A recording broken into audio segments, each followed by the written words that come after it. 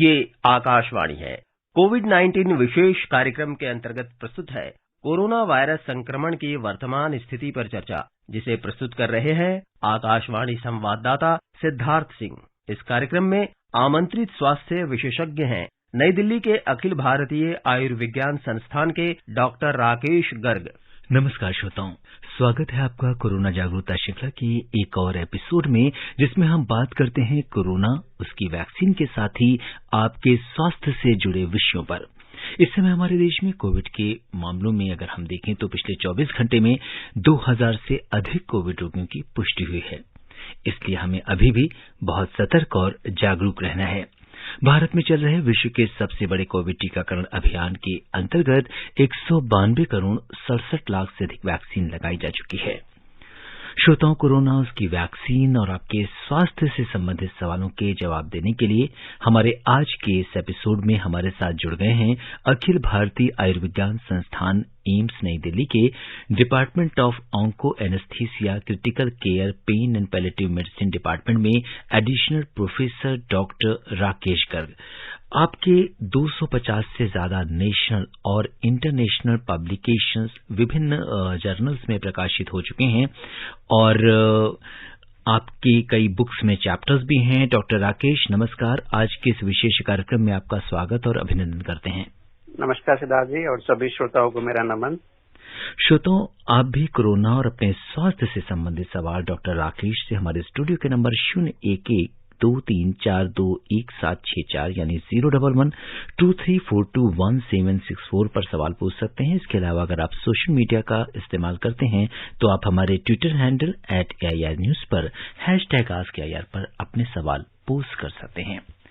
और अगर अपनी चर्चा की शुरुआत करें डॉक्टर राकेश, तो इस समय अभी अगर हम देश में मौजूदा स्थिति देखते हैं कोविड की, तो आप उसे किस तरीके से देखते हैं? जिस तरह से अभी कोविड की स्थिति है तो एक रिएश्योरेंस तो लग रहा है। हाँ, कुछ थोड़े से नंबर ऑफ केसेस तो बढ़े हैं, लेकिन जिस तरह से हम उनकी सिवियरिटी या इन्फेक्टिविटी की बात करते हैं तो काफी हद तक कंट्रोल में है। केसेस ऐसा कुछ इतना तेजी के साथ नहीं बढ़ रहे हैं। और मुझे लगता है कि शायद जिस तरह से आप अभी बता रहे थे कि वैक्सीन का जो कवरेज है वो बहुत अच्छा रहा है, उसका भी एक रीजन हो सकता है कि केसेस काफी हद तक कंट्रोल में रहे हैं। लेकिन साथ में मैं ये भी कहना चाहूंगा कि हमें अपनी तरफ से पूरा प्रिकॉशंस अभी भी लेने हैं, क्योंकि कोविड के जो थोड़े बहुत केसेस है उसको भी हम कंट्रोल करके रख सकते हैं अगर हम थोड़ी सी सावधानियां रखेंगे। तो सभी लोग अपने आप सुरक्षित रहें, थोड़ी सी सावधानियों को फॉलो करें, वैक्सीनेशन लगवाएं। और चिंता की बिल्कुल भी बात नहीं है, क्योंकि कोविड भारतवर्ष के अंदर अभी काफी हद तक कंट्रोल में है और केसेस ऐसे कुछ चिंताजनक नहीं है। जी। और डॉक्टर राकेश, आपका ऑन्कोलॉजी के क्षेत्र में यानी कैंसर के क्षेत्र में बहुत लंबा अनुभव रहा है और आपने इसके ऊपर बहुत काम किया है, शोध किया है। आपसे ये जानना चाहेंगे कि वो मरीज कैंसर के जो वैक्सीन्स क्या उनके लिए पूरी तरीके से सेफ है, वो लगवा सकते हैं? बिल्कुल, आपने काफी अच्छा सवाल पूछा सिद्धार्थ जी, क्योंकि ये काफी हमारे पेशेंट्स भी पूछते रहते हैं, क्योंकि उनके मन में भी इस तरह की क्वेरीज आती हैं। जी। तो ये जो वैक्सीन है ये कैंसर पेशेंट्स के लिए भी बिल्कुल सुरक्षित है, ऐसा कोई दिक्कत नहीं है उनको देने के लिए।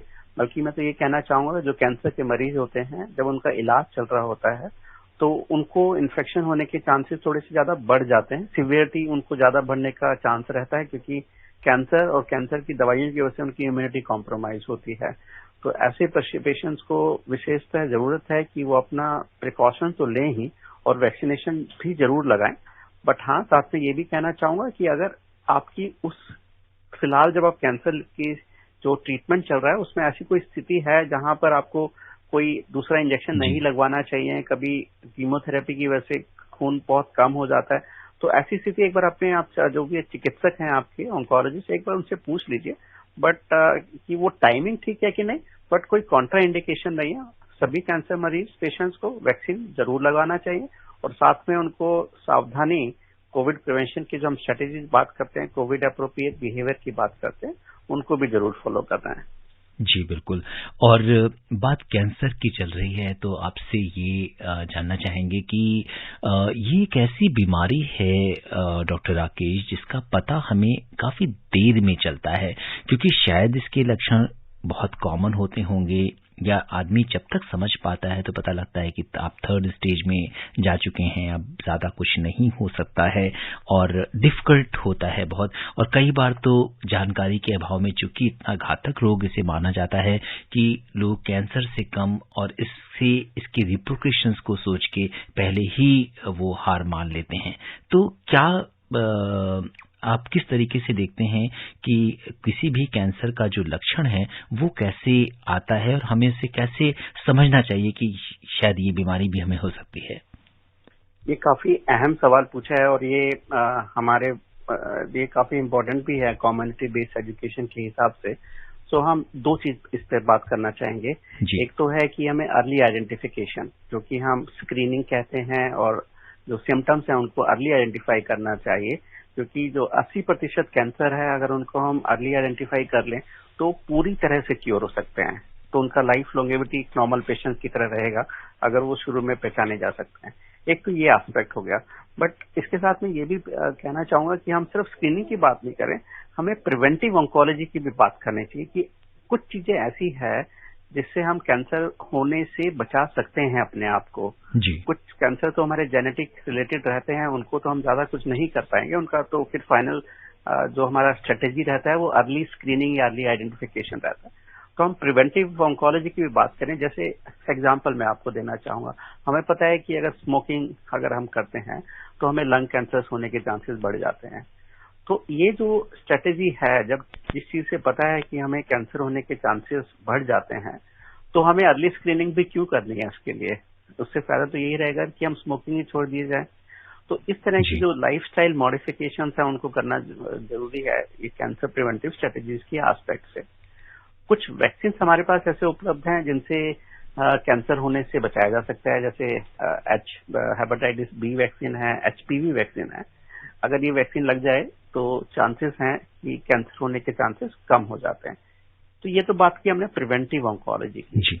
बट जो आप पूछ रहे थे कि कैंसर स्टेज 3-4 में हो जाता है, तो कभी कभी हमें ऐसा लगता है कि शायद हमारे समाज में थोड़ा सा अवेयरनेस की कमी है, या हम बोल सकते हैं कि हम डिनायल मोड में रहते हैं कि कुछ सिम्टम्स हैं हम उसको इग्नोर करते रहते हैं और वो फिर वो 3rd स्टेज या 4th स्टेज कैंसर, फैला हुआ कैंसर हो जाता है। जैसे एग्जाम्पल अगर हम आपको दें कि किसी को अगर स्मोकिंग करता है कोई भी व्यक्ति और उनको खांसी है लंबे समय के लिए, वो 4 से 6 हफ्ते में ठीक नहीं हो रही है, या खांसी के साथ बलगम के अंदर खून भी आता है, तो ये चिंताजनक एक विषय बन जाता है। इसमें उसको स्क्रीनिंग और इन्वेस्टिगेशन कराने की जरूरत है, क्योंकि इसमें पॉसिबिलिटी है कि उनको कैंसर हो सकता है।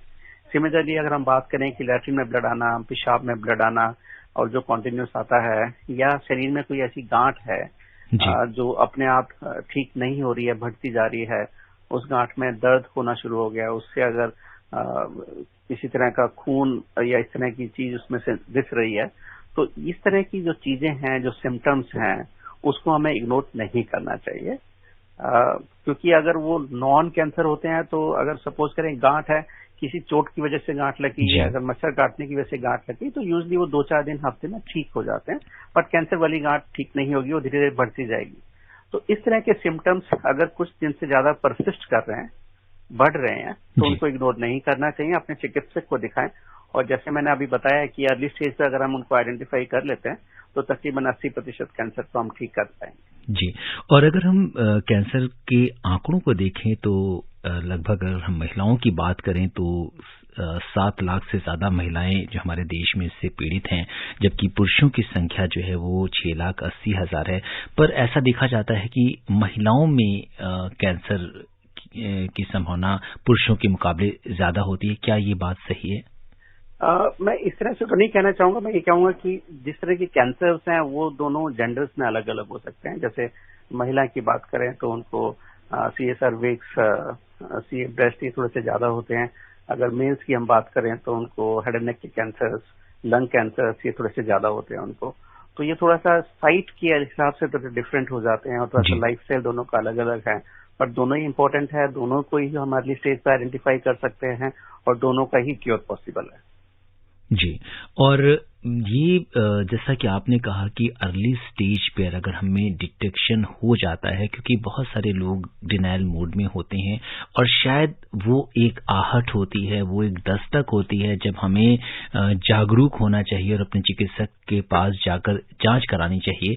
और मुझे लगता है कि इस कार्यक्रम के माध्यम से हमारे जो भी लिसनर्स सुन रहे होंगे तो निश्चित तौर पर वो इन चीज़ों को जो आपने कुछ लक्षण आपने बताए कि किस किस तरीके से वो हमारे शरीर में आ सकते हैं और इससे जो है हमें ये खतरा एक मान के चलना चाहिए। क्योंकि कई बार क्या होता है कि जब आपकी बायोप्सी होती है या कैंसर के लिए कोई टेस्ट किए जाते हैं तो आदमी बहुत घबरा जाता है कि इससे क्या होने वाला है, तो एक डिनायल मोड में, जैसा कि आपने डॉक्टर राकेश बोला, कि उसमें चला जाता है। तो आपसे ये जानना चाहेंगे कैंसर के कौन कौन से टेस्ट अवेलेबल हैं जिससे हम पता लगा सकते हैं कि इसमें किसी व्यक्ति में मैलिग्नेंसी या कैंसर है या नहीं है? ये सवाल काफी अहम सवाल है, क्योंकि जैसे मैंने बताया कि कैंसर की साइट्स अलग अलग होती हैं, कि मुख का कैंसर भी हो सकता है, ब्रेस्ट कैंसर भी हो सकता है। तो इस तरह की जो चीजें हैं वो जगह के हिसाब से उनके सिम्टम्स भी अलग अलग रहेंगे। तो सपोज करें हम बात करते हैं कि मुख में है, अगर कोई व्यक्ति तंबाकू खा रहा है और उसको लगता है कि मुंह के अंदर मुंह खुलना बंद हो गया है, अंदर एक छोटी सी गांठ हो गई है, खाते वक्त उसमें से ब्लीडिंग होती है, तो ये वाले जो सिम्टम्स हैं हम इनको अगर आइडेंटिफाई करते हैं तो अर्ली डायग्नोसिस में इम्पोर्टेंट हो जाता है। या गले में आप देखते हैं कि जिसको हम लिम्फ नोड्स बोलते हैं, वो थोड़े से गांठ बन जाता है, अगर वो हमें फील हो रहे हैं तो वो गांठ को हमें इग्नोर नहीं करना चाहिए और यहाँ से हम उस गांठ से एक छोटा सा पीस लेके एक डायग्नोसिस बन जाता है और अर्ली ट्रीटमेंट हो जाता है। जहाँ तक आपने बिल्कुल जो एक सवाल किया वो बिल्कुल इम्पोर्टेंट है कि एक फियर फैक्टर तो हमेशा रहता है कि अगर कैंसर निकल गया तो क्या ठीक हो पाएगा कि नहीं। तो कई बार इस फियर की वजह से भी उस व्यक्ति का वो कैंसर का ट्रीटमेंट लेने में डिले हो जाती है। तो यहाँ मैं ये कहना चाहूंगा कि हमारे पास अभी बहुत सारी सुविधाएं उपलब्ध हैं, चाहे हम उसकी सर्जरी की बात करें या हम कीमोथेरेपी जहाँ दवाइयां देते हैं कैंसर को ठीक करने के लिए, या रेडिएशन थेरेपी जहाँ हम सिकाई करते हैं ताकि वो कैंसर अपने आप श्रिंक हो जाए। तो ये जो सुविधाएं हैं हमारे पूरे भारतवर्ष में हर राज्य में उपलब्ध हैं, सरकारी अस्पताल में भी उपलब्ध हैं। ट्रीटमेंट काफी अच्छा इंटरनेशनल लेवल का ट्रीटमेंट हमारे भारतवर्ष में ही उपलब्ध है और इसका सक्सेस रेट अगर टाइम से किया जाए तो बहुत अच्छा है, क्योंकि सुविधाएं हमारे पास उपलब्ध है। तो मैं आपके माध्यम से यही कहना चाहूंगा कि इस तरह के सिम्टम्स अगर आपको ऐसे लगते हैं कि वो शायद कैंसर हो सकता है तो उसमें देरी ना करें, क्योंकि देरी करेंगे तो फैल जाता है जी। फिर उसमें कुछ ट्रीटमेंट मोडालिटीज नहीं हो पाती, जैसे कई बार अगर शरीर में कैंसर फैल गया तो सर्जरी करके नहीं निकाल पाएंगे उसको। तो आप उसमें देरी ना करें, अपने चिकित्सक को मिलिए। और बिल्कुल चिंताजनक बात तो है, डेफिनेटली मैं ये नहीं बोलूंगा कि आप बिल्कुल इसको लाइटली लें, ऑपरेशन तो है, एक मेजर ऑपरेशन रहता है, बट हमारे पास सुविधाएं इतनी अच्छी हैं कि इनका आउटकम बहुत अच्छा रहता है। तो आप without any fear for the outcome of this disease you should contact your nearest physician and आगे का इलाज आप जैसे स्टार्ट करेंगे तो हर स्टेज पे आपको बताते रहेंगे कि किसमें से कैसे करना है, आपको उसमें पूरा गाइडेंस मिलेगा, बट अपने इलाज को देरी ना कीजिए। बिल्कुल, और अपने मन को मजबूत करें और बीमारी से घबराएं नहीं और इसका इलाज कराएं, क्योंकि अगर जैसा कि डॉक्टर राकेश बता रहे हैं कि अगर अर्ली स्टेज में अगर हम डिटेक्ट हो जाता है और सिम्टम्स को गंभीरता से लेते हैं तो निश्चित तौर पर हमें इस बीमारी से निजात मिल सकती है। और जो श्रोता हमसे अभी भी जुड़े हैं उन्हें बता दें कि कोरोना जागरूकता श्रृंखला के आज के एपिसोड में हिस्सा ले रहे हैं अखिल भारतीय आयुर्विज्ञान संस्थान नई दिल्ली के department of onco anaesthesia critical care pain and palliative medicine department में additional professor doctor Rakesh Garg. आप हमारे स्टूडियो के नंबर 011234216764 पर अपने स्वास्थ्य से संबंधित सवाल पूछ सकते हैं। और पहली कॉल हमारे पास कुशीनगर से संगम कुमार जी की आई है, आइए जानते हैं उनका क्या सवाल है। संगम जी नमस्कार। नमस्कार सर, और डॉक्टर साहब को मेरा नमस्कार। नमस्कार जी। जी संगम जी बताएं। तो साहब मेरा आपसे 2 क्वेश्चन है। पहला क्वेश्चन ये है कि गर्मी का इस समय चल रहा है और लोग जैसे कि बताते हैं कि कोरोना संक्रमण से ठीक हो जाने के बाद ऐसा हो रहा है कि रात को जल्दी नींद नहीं आती है और ऐसी घबराहट टाइप में हो रही है कोरोना संक्रमण होने के और ठीक होने के बाद। तो इसका क्या वजह है? और दूसरा सवाल ये है मेरा कि यदि हम दोनों डोज मैं ले चुका हूँ और तीसरा डोज लेने जाता हूँ तो क्या इन दोनों वैक्सीन से उसका कोई अलग वो है, क्या कोई अलग है या वैसे ही दोनों तीनों वैक्सीन? जी, आपके दोनों सवाल काफी इम्पोर्टेंट है। पहले सवाल के बारे में बात करूंगा। आपने बिल्कुल सही कहा कि जब कुछ व्यक्तियों में ऐसा देखा गया है, जब वो कोविड तो उनका ठीक हो जाता है, जिसको हम बोलते हैं कि अंदर से वायरस चला गया, बट कोविड इन्फेक्शन से शरीर के काफी अंगों पर प्रभाव पड़ता है। जिससे कभी कभी कुछ व्यक्तियों को ऐसा देखा गया है कि उनको थकावट ज्यादा रहती है, शरीर में थकान रहती है, कभी कभी शुगर हल्का सा बढ़ जाता है, ठीक तरह से नींद नहीं आती है। तो इसके बहुत सारे कारण हैं, क्योंकि कई बार होता है कि कोविड का जो पिछले फर्स्ट एंड सेकंड वेव में एनवायरनमेंट रहा, उसमें एक स्ट्रेस जो रहता है उसकी वजह से भी एक इम्पैक्ट आता है कोविड रिकवरी होने के बाद भी।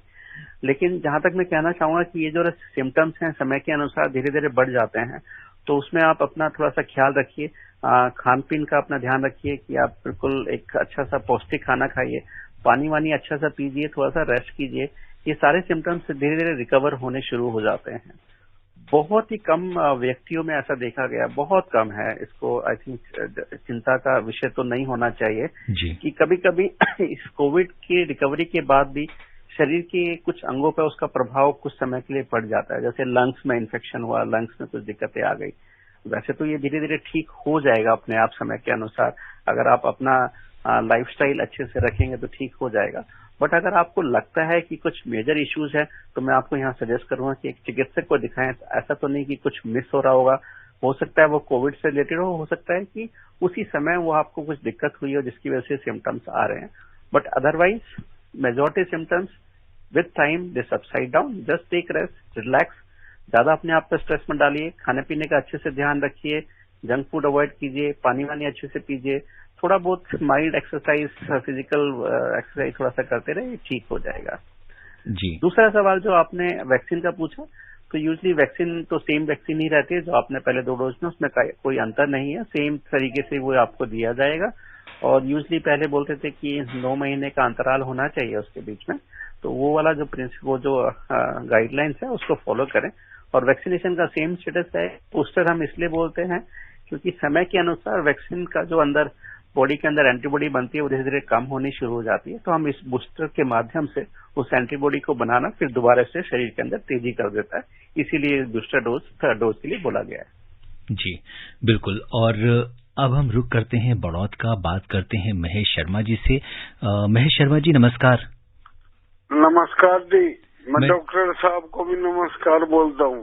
नमस्कार शर्मा जी। जी महेश जी, आप हमेशा से बात करते हैं तंबाकू खाने वाले लोगों की बात करते हैं। और मैं जानना चाह रहा हूँ जी, जो तंबाकू खाते हैं और जो शराब पीते हैं उन लोगों के कैंसर होने की बहुत ज्यादा संभावना होती है। बिल्कुल।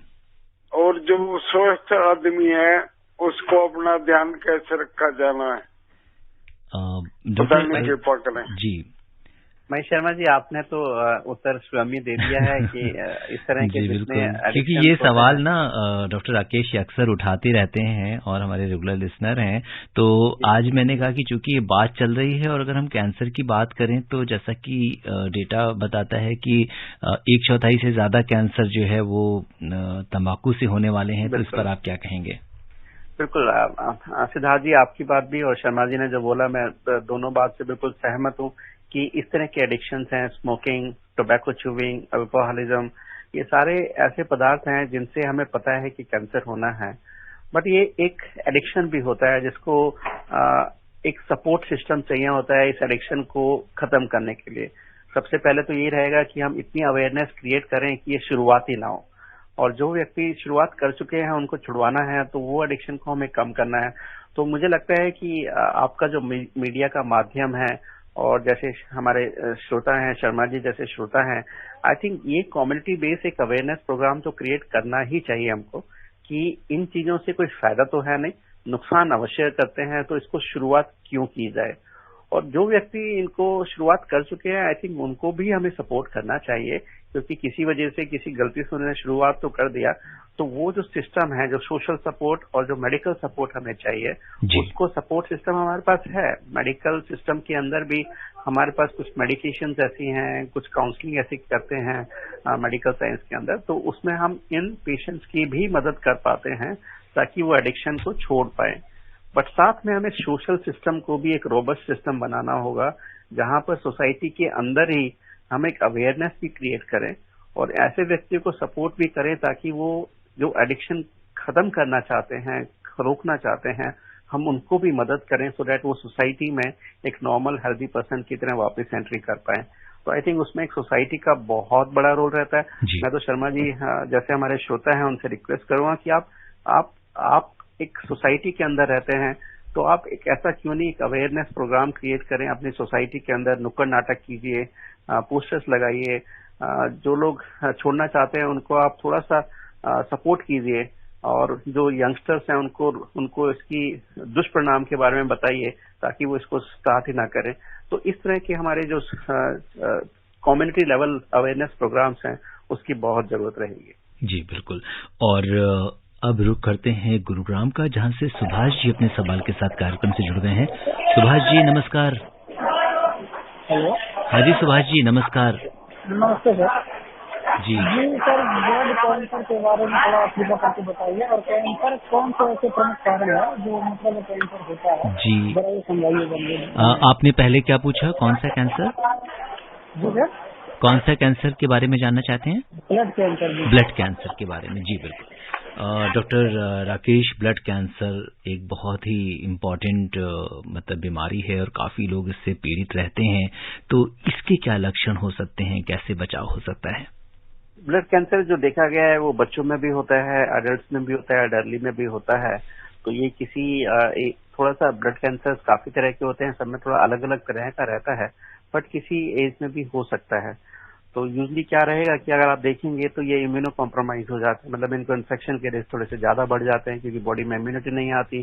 कभी कभी इनको ब्लीडिंग हो जाएगी, कहीं से भी ब्लीडिंग हो जाती है, शरीर पे लाल छोटे छोटे निशान पड़ने शुरू हो जाते हैं, लैट्रिन में ब्लड आना शुरू हो जाएगा उनको। और साथ में जो हम कैंसर के कॉन्स्टिट्यूशनल सिम्टम्स बोलते हैं, जैसे थकावट हमेशा रहेगी, काम करने का मन नहीं करेगा, बच्चा है तो उसकी ग्रोथ अच्छी नहीं होगी।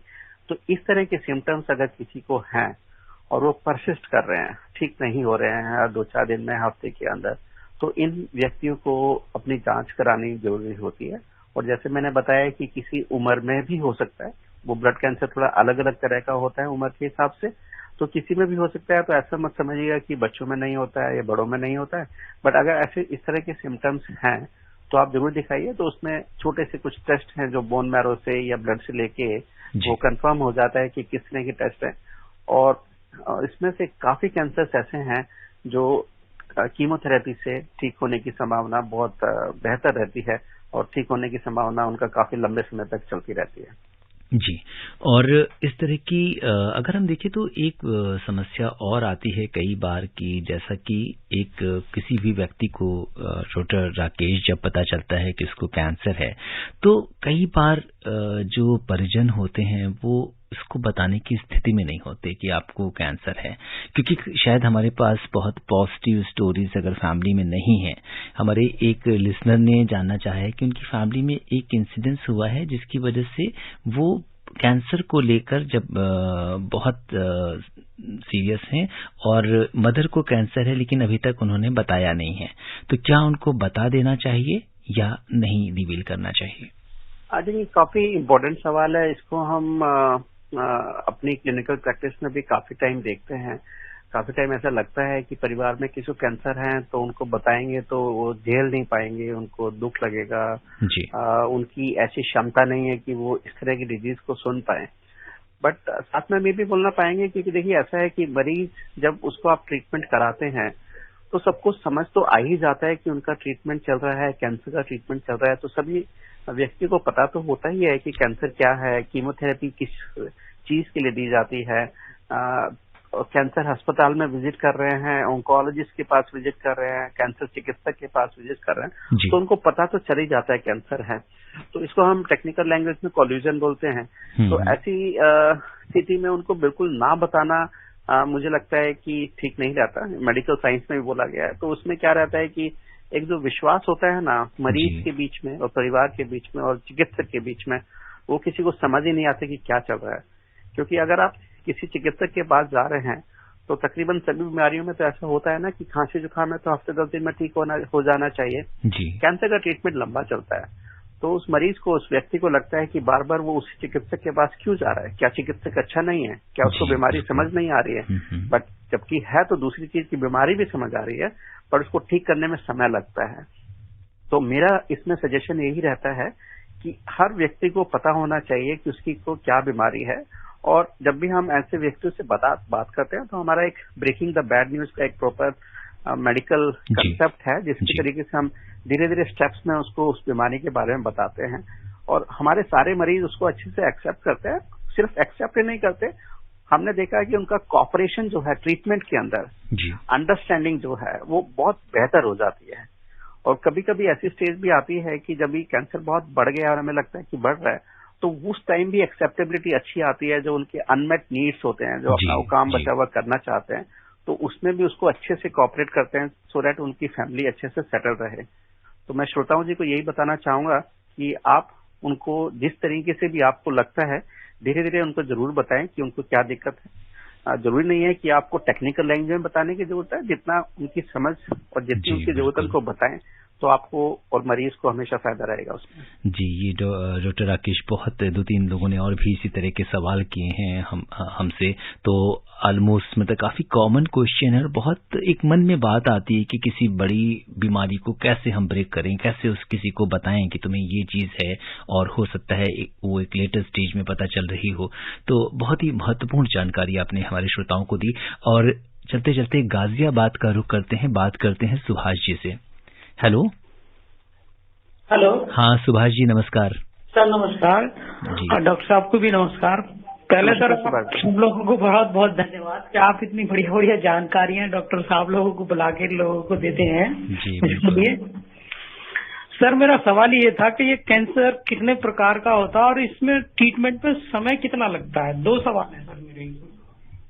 सुभाष जी, ये काफी बड़ा सवाल पूछा है आपने, और आई थिंक इसके लिए तो हमारा बहुत लंबा कोर्स चलते हैं। हम लोग 4 से 5 साल लगते हैं इसको पूरा पढ़ाई करने में। तो आई थिंक इस सवाल को हम थोड़ा ब्रीफ में आपको यही बताना चाहूंगा कि कैंसर हमारे शरीर में कहीं पर भी हो सकते हैं। मैंने आपको कॉमन कैंसर बताए, मुख का कैंसर, लंग कैंसर, ये बहुत कॉमन है। महिलाओं के अंदर सर्वाइकल कैंसर, ब्रेस्ट कैंसर बहुत कॉमन है, बट ये शरीर के किसी अंग में भी हो सकते हैं।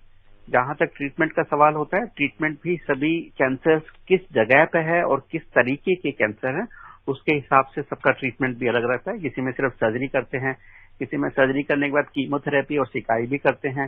सिकाई यूजली तकरीबन महीने भर के लिए चलती है। कीमोथेरेपी की साइकिल्स कभी वीकली या मंथली 6 साइकिल, 8 साइकिल, 12 साइकिल चलती है।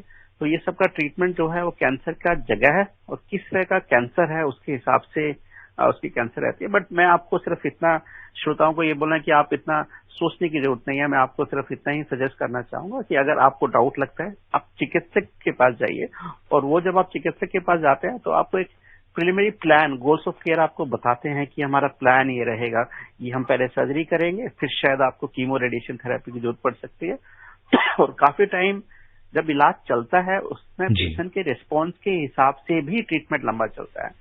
तो मैं यहाँ बहुत इंपॉर्टेंट पॉइंट बताना चाहूंगा कि आप चिकित्सक के पास जब इलाज चल रहा है तो फॉलोअप रखिए। काफी टाइम हमने देखा कि हम बोलते हैं कि सर्जरी करने के बाद 1 महीने बाद आइएगा, सिकाई की जरूरत होती है, बट वो व्यक्ति नहीं आता है, वो 6 महीने बाद आता है और कैंसर दोबारा आ जाता है। जी बिल्कुल। तो जो फॉलोअप है वो हमेशा जैसे आपको चिकित्सक गाइड करते हैं उसको फॉलो करें। बिल्कुल। और समय इजाजत नहीं दे रहा कि हम इस चर्चा को आगे बढ़ाएं। डॉक्टर राकेश, आप इस विशेष कार्यक्रम से जुड़े, आपने हमसे चर्चा की, श्रोताओं के प्रश्नों का उत्तर दिया, आपका बहुत बहुत धन्यवाद और आभार। Thank you so much. श्रोताओं, आप स्वस्थ और खुशहाल रहें, इसी कामना के साथ मुझे यानी सिद्धार्थ को भी दीजिए अनुमति। नमस्कार। कोविड-19 विशेष कार्यक्रम के अंतर्गत अभी आप सुन रहे थे कोरोना वायरस संक्रमण की वर्तमान स्थिति पर चर्चा, जिसे प्रस्तुत कर रहे थे आकाशवाणी संवाददाता सिद्धार्थ सिंह। इस कार्यक्रम में आमंत्रित स्वास्थ्य विशेषज्ञ थे नई दिल्ली के अखिल भारतीय आयुर्विज्ञान संस्थान के डॉक्टर राकेश गर्ग। ये कार्यक्रम आकाशवाणी के समाचार सेवा प्रभाग द्वारा प्रस्तुत किया गया।